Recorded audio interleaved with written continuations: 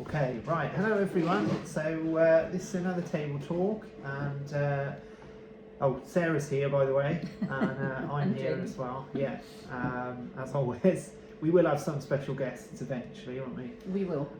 But we're just picking and choosing which ones at the minute.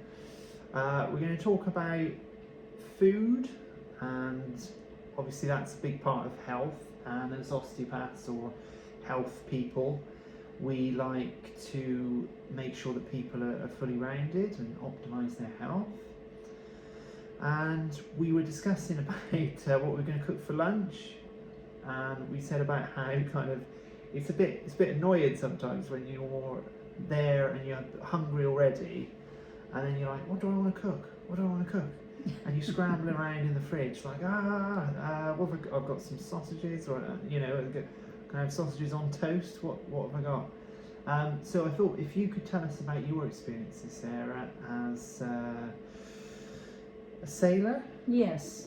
That'd be great. Well, when we were planning to sail and be at sea for the best part of 2 years, to plan the meals that needed to be provided for that trip, I had 3 months in which to get ready. I think it was 3 months, might have even been 6 months. But what I did was I worked out, and actually it was with Good Housekeeping, the good old Good Housekeeping book. Really? And they informed me how many ounces a person was going to eat per meal. So I worked out the ounces of meat, fish and chicken, and per person, and then planned meals that were rotating, because we were going to be at sea and I was going to have to be producing 3 meals a day, every day, for the best part of 2 years. So I had a meat dish, and then a fish dish, and then a chicken dish, and then a different meat dish, a fish and a chicken, so that we could actually have enough menus, I think, to cover us for 10 days, which were different, and then I would rotate it again. But the most important thing was measuring out those ounces and planning how much a portion was going to be per person, and then stocking the boat accordingly, and it made life so much easier, because I knew that even if I didn't follow that plan, everything was actually bagged up in the freezer for me to put my head in and say, yeah, we're going to have that today. Well, I suppose because I suppose you have a weight limit and stuff like that, didn't you, for a boat, and so you had to plan sort of 2 years in advance, which is quite a long time. So I don't suggest people kind of plan 2 years. Well, in no, advance, but the whole point the principle is I mean, we weren't stocking up for 2 years. So probably the longest we were going to be at sea was 3 weeks. And then you could allow another week before we'd actually find somewhere where we could stock up. So it was a month at a time that I actually organised. Okay. But having worked out the proportions, then all I had to do when I was stocking up was go to the market and choose whatever it was, and I knew exactly how much to buy of anything that I was buying. That was the point. Not the actual stocking up for 2 years, but that initial plan that was made. Brilliant. And I think when somebody is looking at attending to their diet, or looking at the fuel that they're putting in their body, be it paleo or keto or a meat eater or a vegetarian or a vegan, it doesn't matter. The same rule applies. Plan, and then communicate.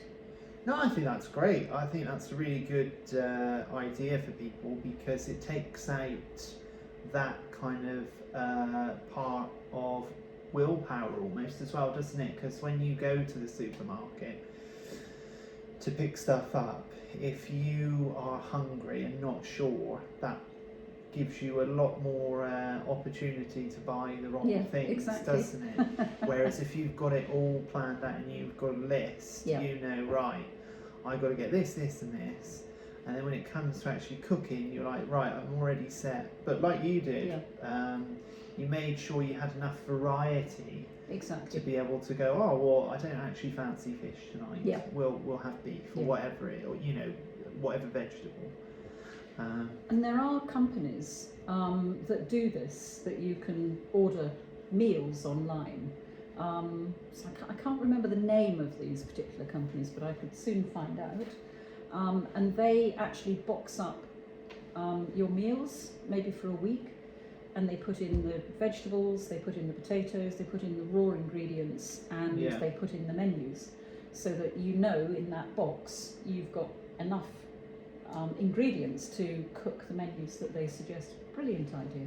Yeah, no, that's a fantastic one. I like that one. I think it can, and the thing as well, what was nice about that experience you had, I think that shows as well that it's for people with any budget as well. Yeah. You just adjust it to your budget, isn't exactly. it?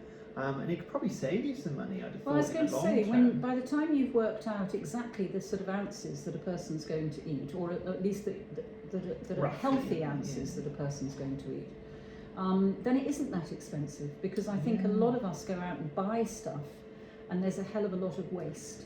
Yeah, and, I think so. And so as well. the money goes on wasting food and on buying foods that are inappropriate for a particular menu. So it really is. It's worth putting in that effort At the of start, working the it front out. end, Yes, isn't it? writing everything down and then sticking to the plan that you've got, which has enough variety for you to be able to pick and Just choose. day to day, isn't it? Yeah, No, I exactly. think that's perfect. Yeah, I think making sure you stay ahead of the sort of hunger, especially if you're changing diets. Yeah. Because that's often a thing that tends to happen. People say, "Oh, I'm quite hungry," Yeah. and then your brain starts to go. Exactly. Then it's like, "Oh, I don't quite make as good decisions." And Wow. we were 7 people on that boat, and we were sailing. So, despite the fact that the owner and his wife was 74 years old on that first trip, the rest of us were in our 20s and 30s, and you're busy. You're changing sails. You're on a moving platform all the time. You get hungry. So it wasn't only cooking those meals. It was also cooking the biscuits and the cakes that were needed. And the one thing that I'm really grateful not to have to do is cooking 5 loaves of bread every other day. Really? They just Brilliant. All right then, everyone. Well, I think that's a great tip for today, and that's our helpful bit of nutritional information. Absolutely. Thank you, Sarah, for your experiences. My pleasure. And try those out. Let us know what you think. Yep. Take care. Bye.